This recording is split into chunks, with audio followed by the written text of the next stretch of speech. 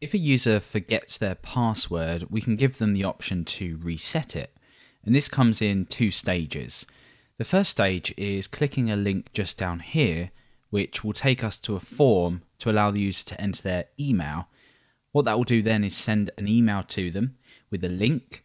They then click that link and they're forwarded to a new form where they can enter a new password and confirmation. So we already have the kind of security practices in place to generate long hashes or long strings and then hash them. So obviously in our database here, we have this recover hash, and we can store this here, a hashed version of a long identifier to increase security here. Because obviously, again, if anyone got hold of this identifier, we'd be in trouble because someone could just reset someone's password. And what we'll also be doing is removing this identifier once a user has changed their password. And that just means that someone else can't, say, get hold of their email and just reset their password. So we'll start off by creating the root and the view, which is going to be the recover view. And then we have a reset view, which is when the user clicks the link. So let's add the link to our login form. If we come under our views, auth, login, we can add this just below here. So we could say, forgot your password. And this is going to be a URL for that root. So URL for password dot recover. And we don't have this root at the moment, so let's create this under our roots. So under auth password, we're going to create a new file, and that's going to be called recover.php. So inside of here, what we need to do is render our form. We need a recover password root. We're going to use app, and we want this to be protected so only guests, i.e. people who aren't authenticated, can access it. And then we want to say app render auth password recover.php, which we haven't created just yet. And let's also name this password.recover. So let's create this view, and we'll create our form, and then we'll click through onto this. So under views, auth password, we'll create a recover view. And again, we'll take the template from home, just so you don't have to type all of that out. And here we'll say recover password, and this will be our form. So we'll just write recover here for now. So on here, let's take it. Oh, of course, we need to add this to our roots. So let's just separate these out. Password recover. There we go. Forgot your password, and we go to our recover page. So this is a very simple form. It's just going to be the user's email address. This is going to be for password.recover.post. We're going to have a method of post. I'm going to turn auto complete off again. So we need to create this password recover post root. So here we say app post recover password. We also need to be a guest to access this. We don't want logged in users to say they forget their password. And we'll just echo out submitted there. So we'll give this a name.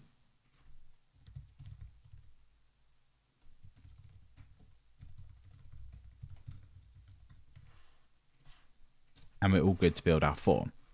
So in a paragraph here, we're going to say, or just above this actually, we're going to say enter your email address to start your password recovery.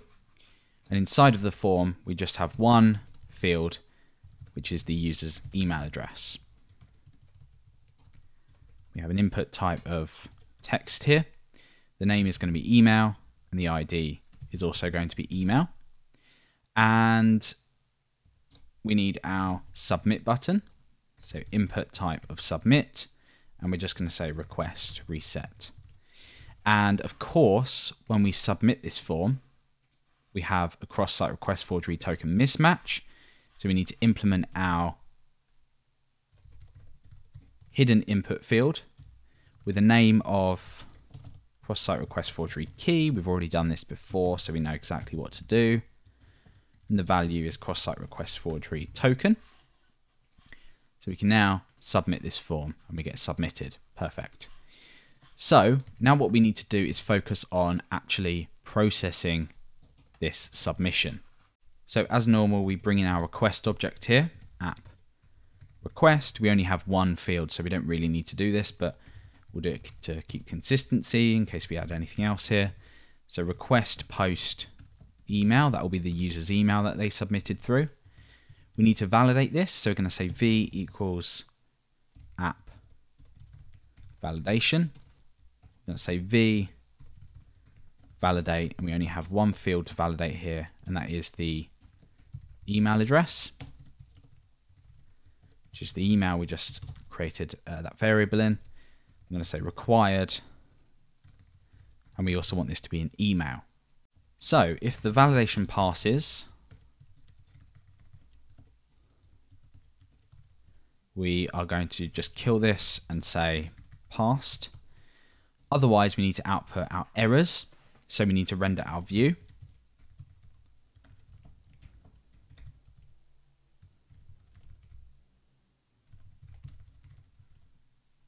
And we need to pass through here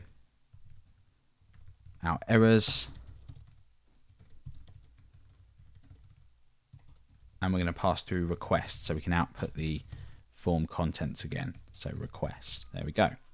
So let's just check this out. When I request this, we obviously have an error, but we can't see anything yet. That will be a required error. So we can update our form to output any errors. And again, we've done this before. So if errors has email, we can end that there. And here we can output errors dot first email, and that will give us email is required. We can type in something rubbish and it would say email must be a valid email address. And what we also want to do is store the value that the user submitted, and just in case they mistyped it so they don't have to type the whole thing again. So because we have that request object in there, we can say if request.post email, end our if statement there. We can say value equals, and then in here we can output request.post email, like so. So now, even if I type rubbish and I hit that, we still get that stored, so we can then go ahead and give a real email. And from that, we pass, and we can then go ahead and send an email to the user. So if it does pass, then what we're going to do is grab the user record. So we're going to say user equals app user where email equals that email. I'm going to grab the first record. Now, if the user can't be found, we want to flash a message. Otherwise, we want to send an email. So let's focus on flashing that message. So we say app flash that global message and say could not find that user. And then regardless of whether we have found a user or not, we want to redirect the user anyway. So we're going to response redirect to app URL for home. Okay, so let's test this out. When I request an email, blah, blah, blah, we get our error messages. If I type a valid email, we're sent back to the home page and we'll eventually flash a message to say that an email has been sent. But if, for example, it can't find an email address in the database, we say could not find this user. You could even keep them on that same page, and I think we will do that actually. It makes a lot more sense. So here we will redirect the user. Here we will redirect them back to the current page that we're on, which is password recover. Like that. So if it can't find an email, we're just sending them back to that page. You could even implement your own validation rule if you wanted to make the validation appear here. So you might want to say email exists. Entirely up to you how you do this. We already know how to add custom validation rules, so you can go ahead and do that. So what we want to do otherwise is we need to generate a long string as our identifier, and we need to hash this and store it in the database under recover hash. We'll send that identifier along with the email. When they click on the link, they'll be forwarded. We can hash that identifier, look it up in the database to make sure it matches, and then we can start the password reset process. So we're going to say identifier. We're going to say app. We use randomlib to generate a string of 128 length. Now we're going to say user update. We're going to update recover hash, and we're going to set that to a hashed version of that identifier. So app hash identifier, and then we can send the email. But in here, what we want to do is flash to tell them that we've sent the email. We haven't actually sent the email yet. We're going to be doing that there, send email. So we're going to say we have emailed you instructions to reset your password. So let's test this out, make sure that this works. So tabby@codecourse.com, request reset. We've emailed you instructions to reset your password, and it looks like the recover hash hasn't been stored. So let's check this. And let's just check our user model here just to make sure we have.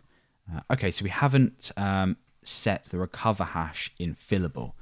So we need to do that now. Recover hash, that's why it wasn't stored. So we can update this now. And let's try this again. So let's log in. We've forgotten our password. Enter our email, request a reset, and then that hash of that identifier will have been stored there. But we're going to get rid of that because we haven't sent the email yet. So now is the job of creating the email view, sending the email, and including that identifier. So we're going to say app mail send. The view is going to be stored under email auth password recover.php. The data that we're sending through to this is going to be the user, so we can attach their email to this if we want. And the identifier is going to be that identifier that we created. And then we have our callback here where we need to use user, so we know who to send it to. And we also need our message argument. So we're going to say message to user email, and we're going to say message subject recover your password. Okay, so let's create this email view. Remember, it's in views, email, auth, password, and it's called recover.php. And again, we can steal one of the templates from another email view that we have. So in here, we're going to say you requested a password change. You can obviously change this to whatever you want. And in here, we're going to say, click this link to reset your password. And then we're going to have a link there. So we'll check this email sends. So let's click forgot your password. Enter our email. And that looks like that's sent. So let's go to our inbox. There we go. So hello there. You requested a password change. Click this link to reset your password. But we now need to actually insert the link here. So to do this then, we need to output our base URL. We need to output the URL for the form where we can actually reset our password. So that's going to be called password.reset. We haven't created this just yet. After this, we're going to output the user's email, so we know who to look up. So we're going to say user.email. Remember, we have our user object passed to this view. And we're going to set the identifier to that identifier that we passed in. But remember, we had problems with this before, so we need to URL encode it. So let's create this password reset route, just because otherwise this won't work. So under our route, under password, let's create our reset route. This is where the user is going to end up when they click the link. So we're going to say app get password reset. This user needs to be a guest to be able to access this. And we're going to use app. And for now, we're just going to say reset. And we'll give this a name of password.reset. Cool, so we should be good to go now, unless we have any problems. But what we should now get is when we submit a request. Okay, so named route. Of course, we forgot to include it once again in our routes. So let's include reset.php. And let's go and do this again. There we go. We check our email. And there we see our link. So let's just take a look at this link. We've got password reset, which we know we set our route name to, email, and then my email address, and then the identifier in here. When we click it, we go through to the reset page. So we can use this page now to build up that form that's going to allow the user to reset their password. So let's close off of this. And we need to create a view for this password reset. So app render. That's auth password reset.php. So let's create this view now, auth password. We'll create a new file here, reset.php. And again, we'll take the template from our home template and paste that in there. We'll reset password and we'll say reset form. So now that looks like it doesn't find our view. So let's see what's happened here. So, okay, so I've created this in the wrong place. Let me just go ahead and move this. So let's delete this old one. That's in our email section. So it's auth password reset.php. And there we go. So we've got our reset form just here. So our reset form will consist of two fields, a new password and a new password confirmation, which we'll also validate. And then if they both match, we can update the user's password and delete the old token. So the URL here is going to be password.reset.post. The method is going to be post, and we're going to turn auto complete off. So before we do anything, let's create this post route for our reset. So it's app post password reset. We need to be a guest. We need to use app, and we'll give this a name, password.reset.post. And we'll say here posted, just so we can see that. Okay, so now inside of this form, we need, like I said, two fields. So we're going to have a label for the new password, which we're just going to call password. We have an input type of text, which is going to be called password and the ID of password, so it matches up with the label. And again, we'll copy and paste this just to save a little bit of time. This is going to be password confirm. password confirm, or in this case we'll keep consistency and say confirm password. We'll change that as well. And we also want our submit button. So change password. And again, because this is cross-site request forgery protected, we get a token mismatch. So we need to add that in as well. So a hidden input field with our cross-site request forgery key and the value at our cross-site request forgery token. Perfect. So we can now submit this through and it says posted. Now we have the identifier in the URL. So what we can do as part of the process of showing this page, this technically could now be anything. We could add, I don't know, AAA onto the end of this URL and it still shows this password reset form. We'll get rid of that, which isn't good. So as part of this here, we need to actually do a few checks. So we need to grab the email and we need to grab the identifier. So let's create our request object. That's app request.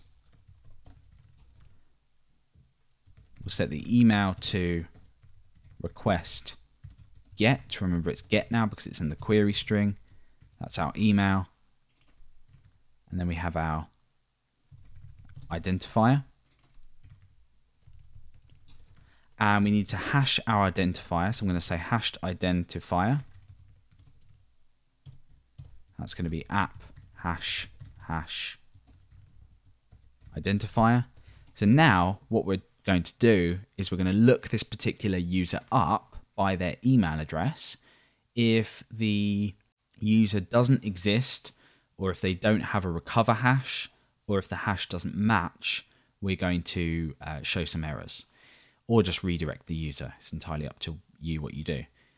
So here we're going to actually pull the user in by that email. So we're going to say app user, where the email equals the email that's in the form, and we'll grab the first record. Then we'll say if not user, and we could say if not user or not user recover hash, or the hash doesn't match. But what I'm going to do, just for the sake of clarity and in case we need to do anything else, I'm just going to do these on a sort of line-by-line basis and then duplicate the redirect. But of course, you can feel free to change this around of what you think looks best. So if no user, we're going to say app response redirect. I'm going to redirect to app URL for home. So if the user can't be found, so in this case, the user can be found, but if I change this to, say, tabby@codecourse.org, we just get redirected to the home page. The next check is if the recovery hash doesn't exist on the user's account for whatever reason. So if they've already recovered their password. So if no user recover hash, we're going to do exactly the same as we do here. So I'm not going to demonstrate this because I want this hash to still be in here, but that's going to go ahead and redirect if it doesn't exist.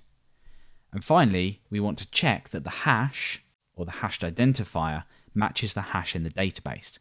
And if it doesn't, we need to redirect off. So if not app hash, and remember we have that hash check method where we can pass in the actual known hash, which is the recovery hash sitting in the user's database record, and we can compare that with the hashed identifier that's been passed into the URL.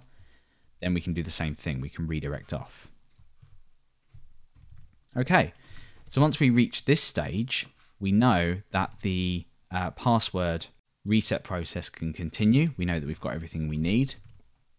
But there's a couple of things we need to send through to this reset form, and that is the email address of the user and the hash as well, because we need to keep this in the URL.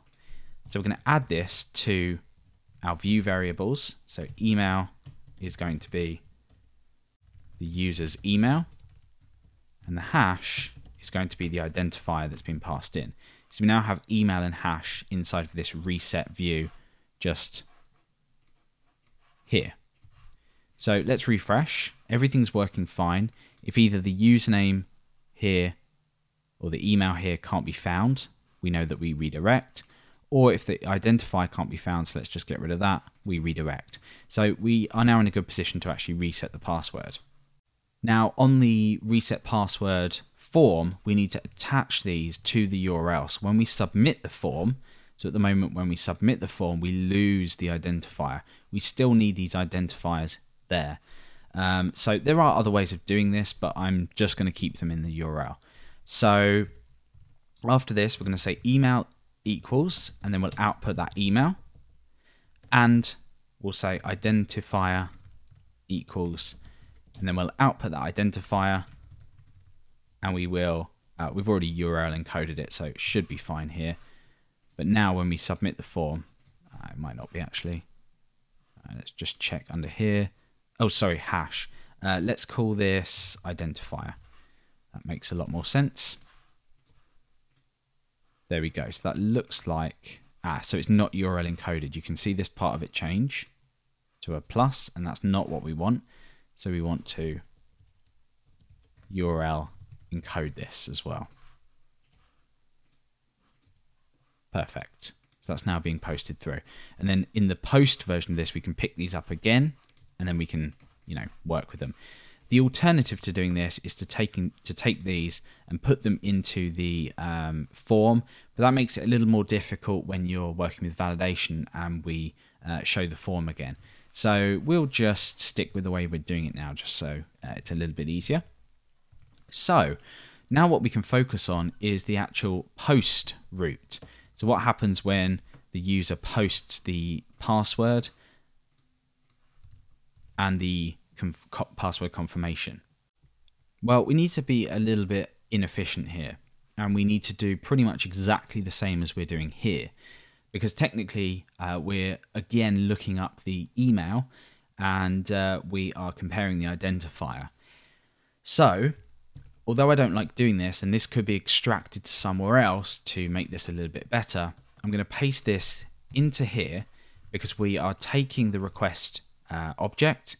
We're looking up the email and the identifier, which remember that we're keeping in the URL.